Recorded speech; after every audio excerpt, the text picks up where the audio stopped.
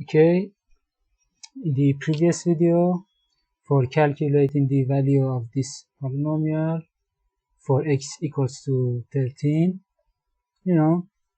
I wrote 13 this way and did the calculations, and but why we could do this, because in calculating, first let's gives it a coefficient, make it 2 also.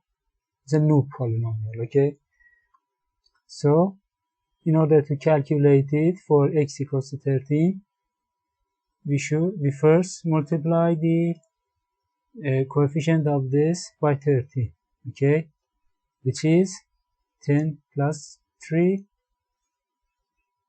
okay, and then subtract it by 10, okay, but here this is 2 times 10 plus 2 times 3 and then minus 10, okay.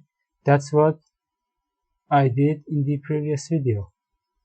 2 times 10, 2 times 3, 2 times 10 is 20, we write it here, and 2 times 3 is 6, we write it here, and then add it to minus 10 or subtract it by 10, okay, and whatever that would be, then we then we do it again, like multiply it by 10, write it down here, and multiply it by 3, write it down here, and nothing bad happens, okay. And another case is for decimal numbers. For instance, what is the value of this for x equals to 0.137? Okay, again, this is equal to 0.1 plus 0.03 plus 0.007, okay, and we write them here: 0.1, 0.03, 0.0, oh, 10 is what? Oh no, that was okay.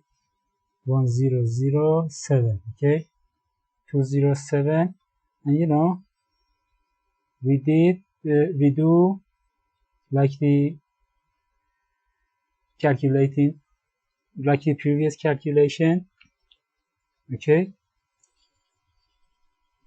And another thing about this method is when here we got all of the powers of x from 3 to 0, 3 to 1, and the power here is 0, okay. But how about we don't have this one? 2x cubed, okay. In that case, what we do, again, we write down the coefficient of this, but this is the coefficient of this, and what is the coefficient of x squared? It is 0, okay. So we write down the 0 here, and do the calculation as before, okay.